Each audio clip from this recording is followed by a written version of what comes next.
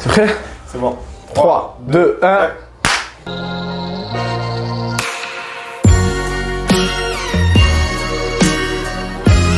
Question-réponse, épisode 8, avec un mec bizarre derrière la baie vitrée qui fait des trucs très très chelous. Vous pouvez pas le voir, mais oui.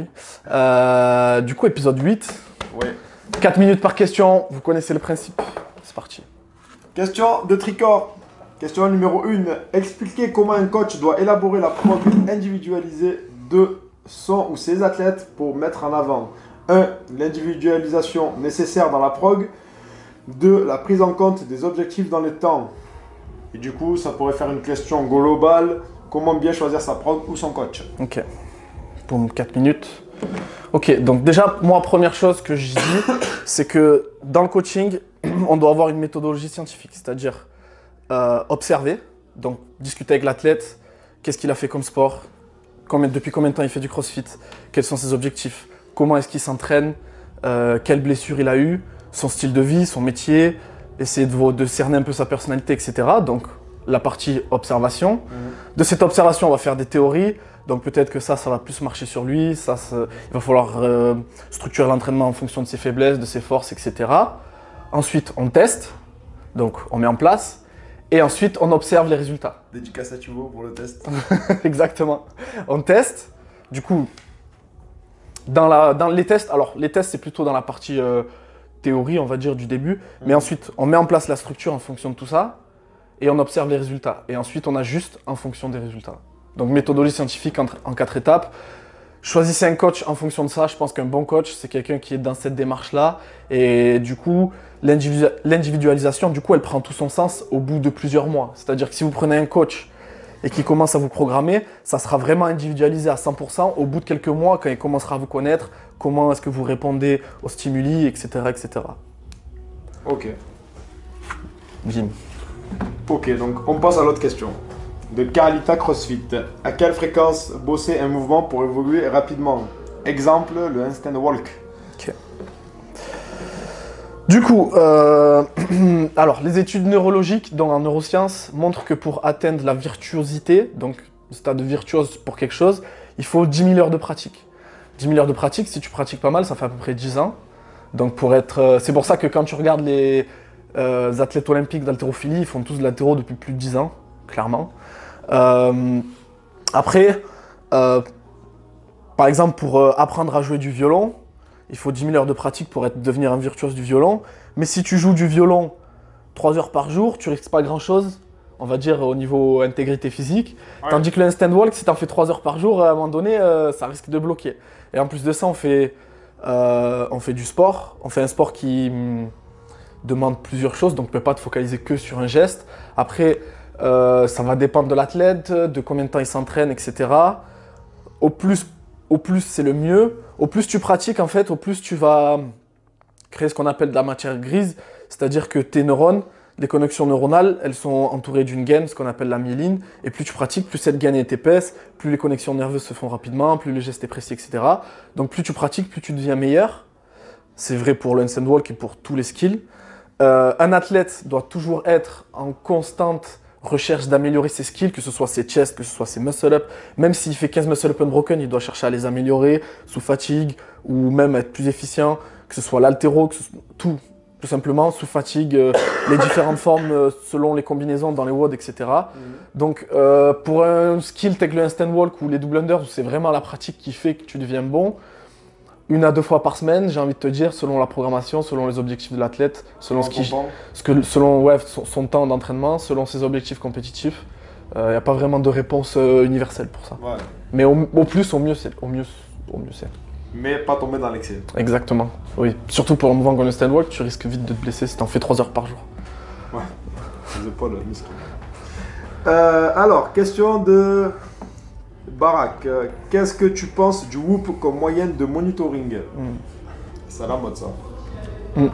Ouais, ça m'étonne de l'avoir que maintenant, cette question, puisque c'est très à la mode. Alors, le Whoop, pour ceux qui ne connaissent pas trop, le Whoop, c'est un bracelet qui prend votre fréquence cardiaque avec de la lumière infrarouge, comme on les Garmin, etc. Vous avez un abonnement, une application. Et en fait, l'intérêt, c'est que ça vous donne votre daily strain, donc on va dire, votre activité du jour, si vous avez été très actif ou moins actif, et votre pourcentage de récupération. Le truc, c'est que le pourcentage de récupération, il le calcule en fonction de votre variabilité cardiaque. Donc, l'intervalle de temps entre les battements cardiaques, la variabilité de cet intervalle de temps, en fait, ça nous donne, si c'est plus bas, on est plus sur une activité nerveuse parasympathique, si c'est plus haut, orthosympathique. Et du coup, si on est très orthosympathique, c'est-à-dire qu'on est, on va dire, on a eu des activités très intenses et on n'a pas encore récupéré si on est en orthosympathique, ou justement si on est en parasympathique trop bas. Il faut le juste milieu, ça veut dire qu'on a récupéré. Du coup, le pourcentage de récup du Whoop, ça le donne en fonction de ta fréquence cardiaque au repos. Si ta fréquence cardiaque au repos est plus haute que d'habitude, ça veut dire que tu es encore en train de récupérer. Et ta variabilité cardiaque. Okay, et ton daily strain, ça te le donne en fonction de la fréquence cardiaque moyenne de la journée. Du coup, ça ne prend pas en compte certaines choses. Par exemple, le stress mécanique, si tu as fait une séance de squat où tu es allé chercher lourd, ça ne va pas le prendre en compte dans ton strain. L'aspect psychologique, si tu as eu des facteurs stressants dans ta vie extérieure, ça ne va pas forcément le prendre en compte. Indirectement peut-être dans la variabilité cardiaque. Mais il y a certaines choses que ça ne prend pas en compte. Et en plus de ça, tu as certaines personnes qui l'utilisent et qui, dès le matin, regardent leur pourcentage de récup et tout de suite, ils voient que, par exemple, ils sont à 30%, 40%. Ah, aujourd'hui, je suis fatigué. Du coup, ils vont ralentir sans pour autant se poser la question de est-ce qu'ils ont envie de s'entraîner? Comment eux, ils se sentent subjectivement?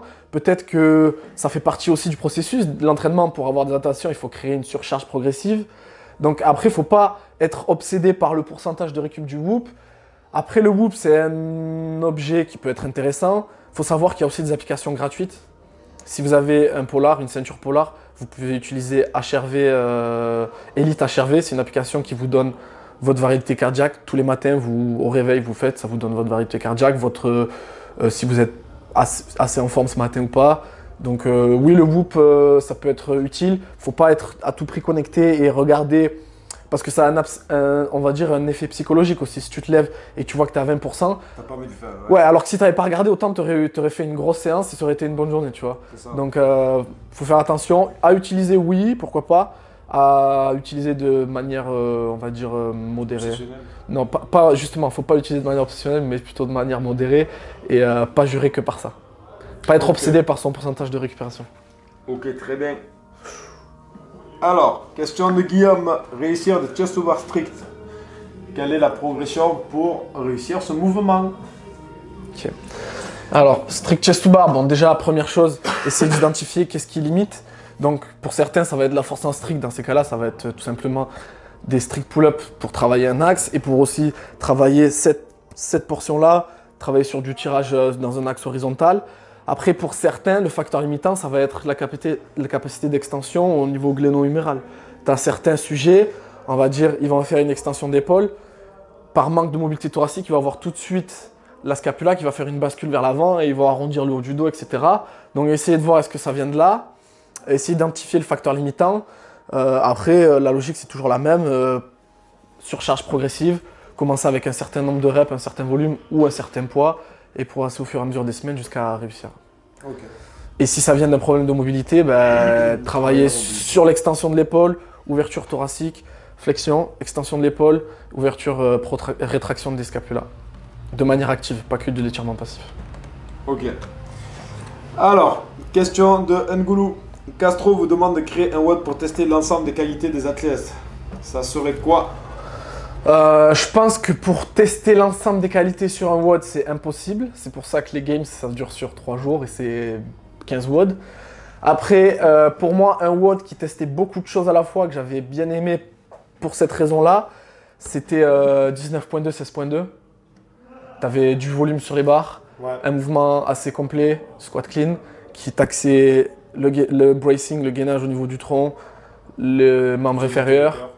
Le grip pour les toast to bar et tout simplement la capacité gymnique, les deux blenders, c'était assez complet je trouve comme WOD.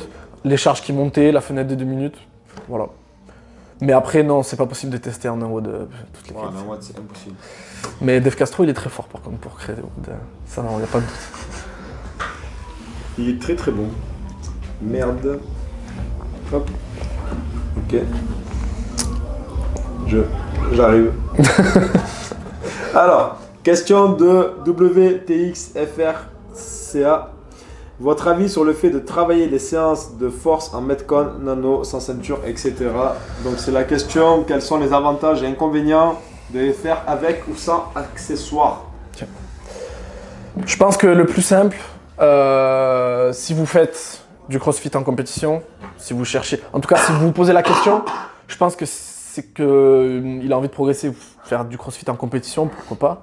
Je pense que ce qu'il faut regarder en premier, c'est la demande du sport. La demande du sport, ben, des fois, on vient de parler du 19.2, tu vas avoir des barres lourdes, mais à côté de ça, il va falloir que tu fasses des burpees ou des double unders, ou tu vas pas avoir le temps de mettre ta ceinture, ou il va falloir que tu la gardes sur toi. Analyser la demande du sport, donc ne pas être dépendant des chaussures d'haltéro, des choses comme ça, et faire de sorte. Donc c'est bien de travailler des fois avec les chaussures d'haltéro, sur du travail de rep max ou du travail technique, pareil pour la ceinture. Après, il ne faut pas être dépendant au matériel. Ouais. Voilà, c'est en fonction de la demande du sport. La demande du sport, qu'est-ce qu'elle demande? Tu peux utiliser le matériel, des fois tu peux pas. Du coup, il faut être capable de faire les deux. La ceinture, il y a très peu de gens qui savent vraiment l'utiliser. Je pense qu'il y a vraiment un travail pédagogique à faire sur le bracing et comment utiliser la ceinture. Il y en a certains qui pensent que ça sert à rien, d'autres qui la mettent pour faire des wall balls. Enfin, il y a un certain équilibre à avoir et une certaine éducation à faire sur ça. Mais non, il ne faut pas être dépendant au matériel. Ouais. Mais j'ai déjà vu des gens utiliser la ceinture sur des wall balls. Ah putain, c'est chaud. C'était toi, non? Non, pas du de tout. respiration. Nique ta race. Alors, question de NT Delg. Séance, axe force et technique. Toujours ajouter un petit watt sur la fin pour du conditioning. Ça dépend de l'athlète, ça dépend du moment de la saison, ça temps. dépend du temps, combien de fois il s'entraîne dans la journée ou dans la semaine. Si tu peux couper ça en deux, c'est beaucoup. Voilà, c'est ça. Ou peut-être des fois tu sais bien de mettre conditioning et la force dans la même séance. Ça dépend du moment de la saison, ça dépend de l'athlète, du temps qu'il s'entraîne, ça dépend de combien de séances par semaine et ça dépend de ses besoins, de ses faiblesses, de ses forces. Voilà, il n'y a pas vraiment de vérité vraie sur ça.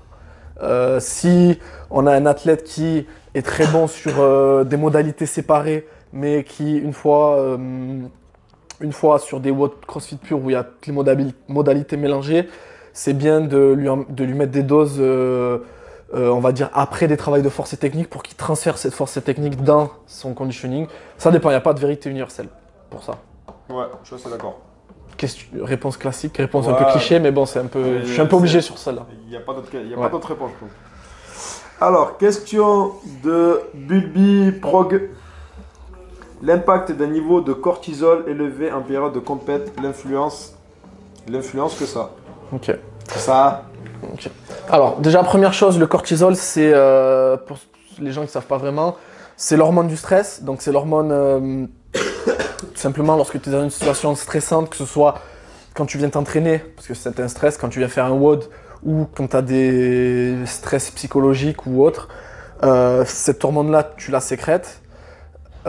C'est une hormone stéroïdienne, donc dérivée des lipides dans le sang.